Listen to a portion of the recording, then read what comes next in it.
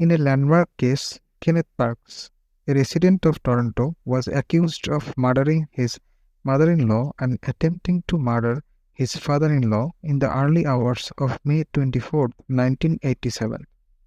Parks, who had a history of sleepwalking, claimed he was in a state of automatism during the incident, meaning he was not consciously aware of his actions.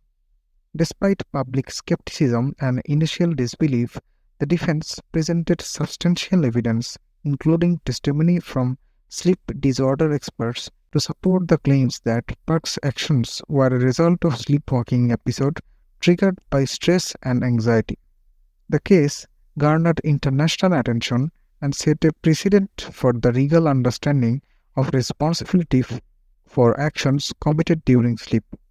Parks was ultimately acquitted of all charges by the Supreme Court of Canada, which upheld the acquittal, accepting the sleepwalking defense. In the early morning hours of May 24, 1987, Kenneth Parks got up from the sofa where he had been watching TV, got into his vehicle, and drove 20 kilometers from his home to Toronto to his in-laws' house in Scarborough. He used the spare key that they had given him to enter the residence and proceeded to the master bedroom, where he found his mother and father-in-law sleeping in their bed.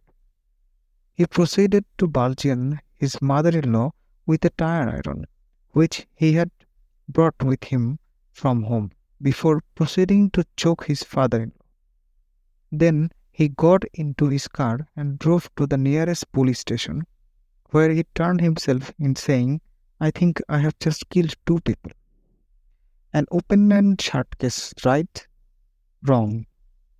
Because Kenneth Parks had a story that could save him from the sentence of life in prison. He claimed that he was sleepwalking during the murder and was completely unconscious and unaware of what he was doing until he surrendered to the police. While sleep experts battled the prosecution in court, testifying in support of Kenneth Parks' sleepwalking defense, much of the public at that time thought he was lying, making up this story of sleepwalking so that he could get away with murder. Kenneth Parks' sleepwalking murder trial was on the front page of papers around the world as it set a precedence for the level of responsibility one has for actions done when in a state of sleep. Kenneth Parks grew up in Toronto, Canada, with two brothers and a single mother to take care of the family until she met and married his stepfather. In his early teens, his mother and stepdad decided to move out of the city, and Kenneth didn't want to go, so he moved in with his grandparents. It was supposed to be a temporary living situation, but he enjoyed living there, so he stayed for years. At 20 years old, he encountered his future wife, a high schooler named Karen Oates. Karen was a bit of a troubled teenager who often ran away from home. She rebelled. Dating the much older Kenneth Parks was in his early 20s. One would think that Karen's parents would be furious about her dating a much older man, but they thought that Kenneth was a good influence on her. He encouraged her to finish school and to stay at home until she was an adult, which she did. Once she graduated, Kenneth married Karen. This was a different time. It was the 80s, and Karen's parents felt like Kenneth loved their daughter.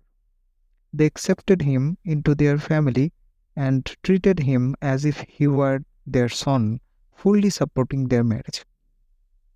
Every once they moved out of their family's homes and into their own and began to plan their future family together. Kenneth and Karen continued to spend a lot of time over at the Woods residence. Her sister still lived at their parents' home, so they could go by to visit and enjoy all the holidays together. Remember, Ken came from a broken home. He wasn't all that close with his mother. He didn't get along with his stepfather, and he never really grew up around his siblings because he had moved in with his grandparents. To be accepted into his new wife's family was a blessing. Kenneth Parks was known as a gentle giant, a nickname his mother in law Barbara would often use. And it was true.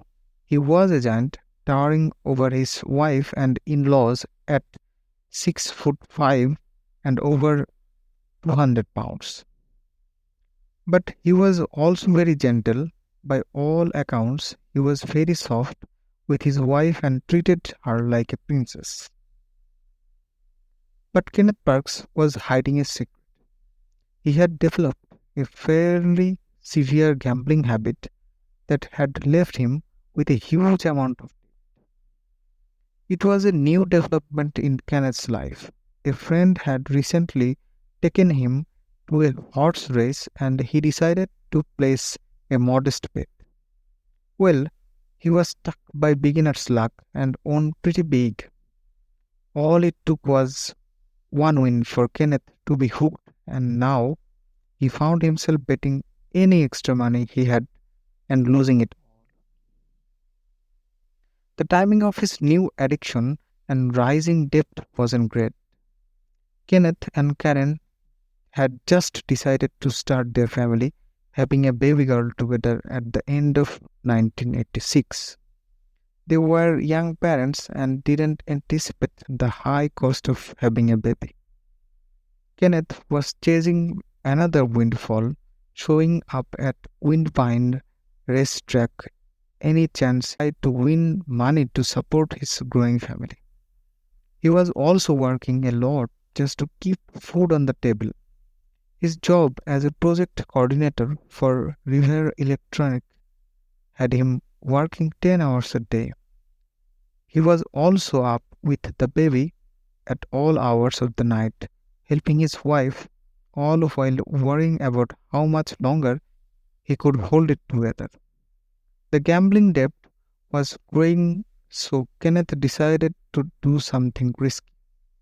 He stole over 30,000 from his employer to pay down some debts. Unfortunately for Kenneth, his employer soon found out that he embezzled money and fired him, but not before pressing charges against him. Once this happened, everything came to light.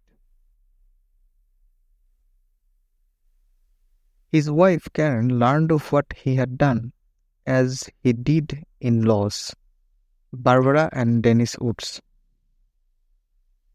Barbara and Dennis loved their son-in-law like he was their child. So when the gambling and the embezzling were revealed, they tried to support him as best as they could. They felt he had made a mistake, but his heart was in the right place. So they would try to help him find a path forward.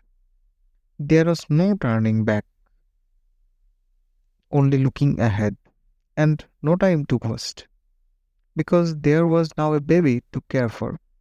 There were talks of selling the house, which they would do only as a last resort.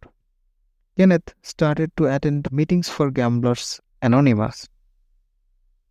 The Woofs invited their daughter and son-in-law to come for support at their home on May 24th so that they could figure out a solution. The supper would never. The evening prior, 23 years old Kenneth lay on his couch enjoying downtime watching TV. With all of the problems happening in his life, he wasn't sleeping well, maybe a few hours at night when he could find them in between taking care of the new baby. His anxiety was so far through the roof that he had even had to go to the hospital just a week prior, reporting chest pains and dizziness. He was feeling extra anxious that evening because the following day he was to have that big discussion with his in-laws over supper. He dozed off watching Saturday Night Live. It was around 1:30 a.m. when he got up from the couch and got into his car. He left his home in Toronto, driving about 20 kilometers or about 12.5 miles to his in-laws' house, which was located in Scarborough. When he arrived, he grabbed a tire iron from the back of his vehicle, walked up to the front door and found it was locked, which makes sense. It's the middle of the night. He used a spare key that his in-laws had given him to unlock the door and walk right in. He made his way to the master bedroom, where he found his mother and father-in-law asleep in bed. With the tire iron, he began bludgeoning his mother-in-law Barbara until she stopped moving. Then he turned to his father-in-law Dennis and attempted to strangle him to death. He only let go when Dennis stopped moving and appeared to be lifeless. His wife's teenage sister came running in from her bedroom and began screaming at the blood scene in front of her. We can only piece together this scene from others' reports because it was just now that Kenneth regained awareness. As he looked around the bedroom, he saw his mother-in-law Barbara gravely wounded, covered in blood with extensive injuries to her head. He sees his father-in-law lying on the ground unconscious, maybe dead. He is still holding the tire iron and his clothing is bloody. He has no recollection of what had just happened in that room, but he has obviously done something horrific. So Kenneth leaves the room, gets back in his vehicle and drives to the nearest police station, still in a state of complete shock. At around 4:15 a.m., when he gets there, he tells the officer on duty that I just killed someone with my bare hands. Oh my God, I just killed someone. I just killed two people, my God. I just killed two people with my hands, my God. I just killed two people. My hands, I just killed two people. I killed them. I just killed two people. I just killed my mother and father-in-law. I stabbed and beat them to death. It's all my fault. They immediately arrested Kenneth Parks on suspicion of murder and dispatched officer to the Woods home to confirm the death and confirm the details of his story. Officers were already on scene, having been called by the teen daughter who also lived at the home. They would find Kenneth's mother-in-law dead from a fracture to the skull. Miraculously, Kenneth's father-in-law was unconscious but alive after he had attempted to strangle him to death. He was charged with first-degree murder and attempted murder. Kenneth's wife, Karen, was shocked. Her husband was known as the friendly giant, not a violent bone in his body, and he had an amazing relationship with both of her parents. She couldn't picture him hurting them. So why would this young man, who seemingly had this close loving relationship with his in-laws, suddenly snap, turning violent on them both in a late-night home attack? According to Kenneth, there was no motive. He didn't remember doing any of it. He claimed he must have been asleep when it happened. He was sleepwalking, unaware of his actions and unable to stop. In a move that shocked the country, this would be the complete basis for his defense.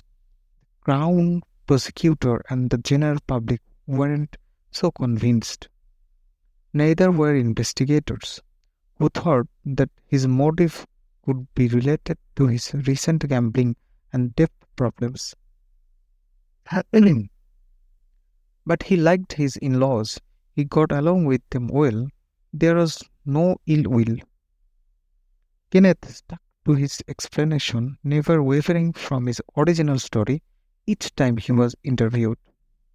Kenneth Parks' trial was a media sensation, front page of every most newspapers, because people just couldn't believe that sleepwalking was being used as a defense for murder. The official defense presented was that the automatism. According to Blake's Law Dictionary, automatism is defined as follows: behavior performed in a state of mental unconsciousness or dissociation without full awareness. Term is applied to action or conduct of an individual apparently occurring without will, purpose, or reasoned intention on his part, a condition sometimes observed in persons who, without being actually insane, suffer from an obscuration of the mental faculties, loss of volition or of memory, or kindred affection. The defense presented evidence that showed Kenneth had a history of sleepwalking. He was a deep sleeper and had a difficult time waking up. They conducted sleep tests on him, which found that his brain wave activity while he was sleeping was highly abnormal. Also, there were several of his family members who suffered from sleep issues like sleepwalking and sleep talking. There is research that shows that sleep disorders are often inherited, so this only bolstered his claim that he was sleepwalking at that time. The defense also added that Kenneth was going through a difficult time in his life when the murder occurred. Stress can be a trigger for sleepwalking. 5 expert witnesses would be called to the stand to speak in support of the sleepwalking defense. They included Dr. Roger James Burton, a neuropsychologist and a specialist in sleep and sleep disorders, Dr. John Gordon Edwards, a neurologist, Dr. Ronald Frederick Billings, a psychiatrist, Dr. Robert Goodwill, a forensic psychiatrist, and Dr. Frank Raymond Eurin, a neurologist and psychiatrist. They were there to confirm whether or not they believed Kenneth was sleepwalking at that time, and they all agreed that he was, meaning he was suffering from a sleep disorder, not any kind of neurological or psychiatric illness. Kenneth Parks was not denying that he murdered his mother-in-law or attempted to murder his father-in-law. The defense of automatism simply meant that he wasn't in control of his actions at the time due to a sleep disorder, not a mental disorder. The prosecution pushed back against his claim of being in a sleepwalking state. Kenneth had gotten into his car and drove to his in-laws' home, which would have taken about 15 minutes. Then he managed to stay in that sleepwalking state when he entered the home and killed his mother-in-law before turning to his father-in-law. Most incidents of sleepwalking occur in a much shorter window of time, like 15 to 20 minutes. If Kenneth's claim of sleepwalking were true, he would have been in that state for about an hour. But it wasn't entirely impossible. Ultimately, Kenneth was acquitted of first-degree murder, then of second-degree murder, and finally of attempted murder. He escaped a life sentence in jail versus a life sentence at a mental institution. Kenneth Parks was found not guilty, much to the shock of the community. However, the Crown prosecution didn't push back on any of the expert testimony about sleepwalking. When this case was appealed to the Supreme Court of Canada. They unanimously upheld the acquittal. Kenneth walked out of court as a free man and returned to his normal life. His wife, Karen, had supported him throughout the trial and was ready to move forward. She had tragically lost her mother and almost her father, but she didn't blame her husband. She believed he was sleepwalking at the time. There was no other explanation for it. About 4 years after his acquittal, Kenneth and Karen divorced. He eventually remarried and had 5 more children. There isn't any specific treatment for sleepwalking other than to distress, eat healthy food, and exercise. So there wasn't anything further for Kenneth to do to prevent further sleepwalking episodes. Beyond that, Kenneth tried to move on from the sins of his past. He had to live with the knowledge of what he did, even if he didn't carry the memory. His marriage to Karen was forever irreparable, despite her believing in his sleepwalking claims. It is in 2006, with 5 of his own kids in school, Kenneth tried to run for a position on the Durham District School Board, but the community hadn't forgotten what he had done. There was a huge amount of backlash. So, while Kenneth had escaped jail time, he hadn't come out of it completely unscathed. In Kenneth's case, the experts all agreed that he was likely sleepwalking at the time as he suffered from a sleep disorder. But some people believe this to be a convenient excuse. Sure, he may have a sleep disorder, but did he use it as an excuse that night to get away with perfect murder? Let me know what you think.